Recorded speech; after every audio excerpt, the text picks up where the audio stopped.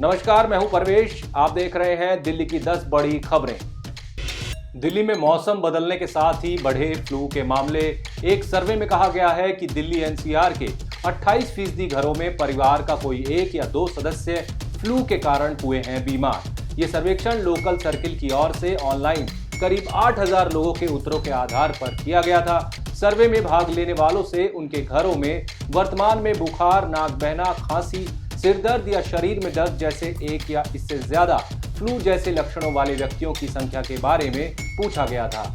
दिल्ली में डेंगू के मामले भी 200 के पार पहुंच गए हैं। दिल्ली ने कोरोना को किया बेदम। राजधानी दिल्ली में एक भी मरीज की नहीं गई जान। बीते 24 घंटे में 66,000 से ज्यादा टेस्ट करने के बाद सामने आए 39 नए मामले। 227 मरीज अस्पतालों में और 7 मरीज कोविड केयर सेंटर में हैं भर्ती। होम आइसोलेशन में 127 मरीजों का चल रहा है इलाज। राजधानी में अब 400 है एक्टिव केसों की संख्या। दिल्ली दंगा केस में हेड कांस्टेबल पर पिस्तौल तानने वाले शाहरुख पठान ने अदालत से लगाई आरोप मुक्त करने की गुहार। अपने वकील के जरिए दाखिल अर्जी में पठान ने घटना के 26 सेकंड के वीडियो का हवाला दिया और कहा है कि उसके खिलाफ हत्या की कोशिश का अपराध नहीं बनता है क्योंकि उसने हवा में गोलियां चलाई थी और हेड कांस्टेबल दहिया उसके निशाने पर नहीं थे। दंगों के दौरान पठान की एक निहत्थे पुलिस वाले दीपक दहिया पर पिस्तौल ताने हुए एक तस्वीर सोशल मीडिया पर हुई थी वायरल। शाहरुख पठान को 3 मार्च 2020 को गिरफ्तार किया गया था और फिलहाल वो तिहाड़ जेल में बंद है। उसे आईपीसी और आर्म्स एक्ट के तहत घातक हथियार से दंगा करने, हत्या के प्रयास, मारपीट और लोक सेवक को कर्तव्य के पालन में बाधा डालने जैसे अपराधों के आरोपों का कर रहा है सामना। राजधानी दिल्ली के शाहदरा में ऑनलाइन खरीदारी के दौरान एक बुजुर्ग से करीब 2 लाख रुपए की ठगी का मामला आया सामने। आरोपी ने भुगतान के लिए पीड़ित से उनके डेबिट कार्ड की जानकारी ले ली और उनके खाते से रुपए ट्रांसफर कर लिए। पीड़ित की शिकायत पर विवेक विहार थाने की पुलिस ने केस दर्ज कर जांच शुरू की। पीड़ित 60 साल के मुकेश जैन परिवार के साथ विवेक विहार इलाके में रहते हैं। वो ऑनलाइन खरीदारी कर रहे थे। इस दौरान उन्हें दिक्कत आ रही थी। उन्होंने उस ऑनलाइन शॉपिंग कंपनी के कस्टमर केयर का नंबर गूगल पर सर्च किया। कस्टमर केयर का नंबर मिलने पर फोन किया तो उसने अपना नाम अजय यादव बताया। खरीदारी के दौरान 3000 रुपए का बिल आया। बिल का भुगतान करने के लिए अजय ने उनसे डेबिट कार्ड की डिटेल मांगी। उन्होंने उसे जानकारी दे दी। इसके बाद उनके बैंक खाते से 2,08,211 रुपए ट्रांसफर कर लिए।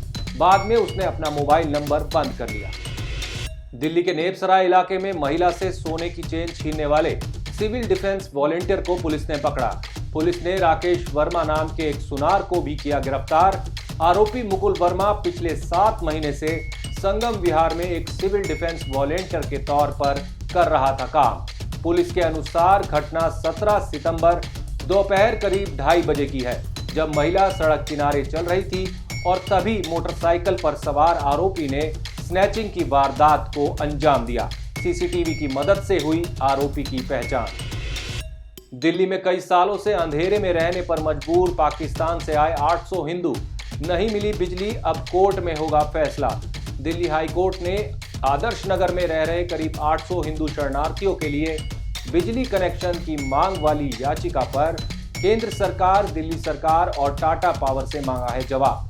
भारत में पाकिस्तान, बांग्लादेश और अफगानिस्तान के अल्पसंख्यक शरणार्थियों के कल्याण के लिए काम करने वाले याचिकाकर्ता हरिओम ने कहा कि इस मामले में प्रवासी पाकिस्तान से हैं, ज्यादातर सिंध से हैं और पिछले कुछ सालों से यहां बिना बिजली के रह रहे हैं।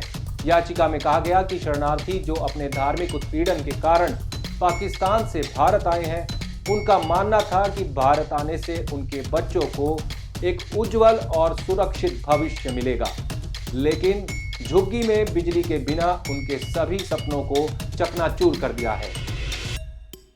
दिल्ली में बड़े पैमाने पर आईएएस अधिकारियों का फेरबदल। डीटीसी के एमडी, जल बोर्ड सीईओ, हेल्थ सेक्रेटरी समेत कई अफसर बदले।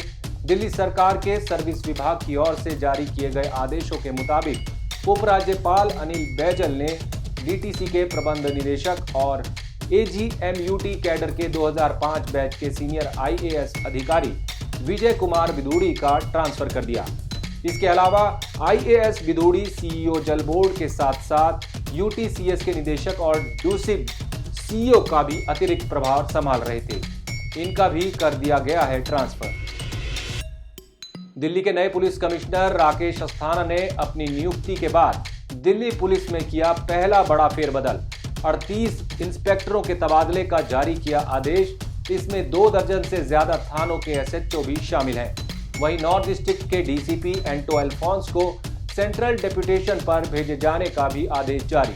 सूत्रों के मुताबिक वो देश की सबसे प्रमुख सुरक्षा agency research and analysis wing यानी रॉ में करेंगे काम। दिल्ली में दर्ज हुए सबसे ज्यादा फ्रॉड केस देश की राजधानी दिल्ली, मुंबई, जयपुर से भी निकली आगे।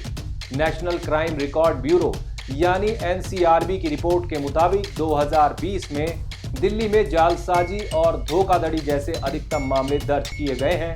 वहीं करीब आधे मामलों में चार्जशीट दायर की गई है। और दिल्ली में बारिश को लेकर मौसम विभाग ने जारी किया येलो अलर्ट। 26 सितंबर तक राजधानी में बारिश होने की जताई संभावना। मौसम विभाग की माने तो राजधानी दिल्ली में अभी मॉनसून एक्टिव है। इस कारण लगातार बारिश देखने को मिल रही है। बीते दिनों बारिश के कारण लोगों को काफी दिक्कतों का करना पड़ा था सामना।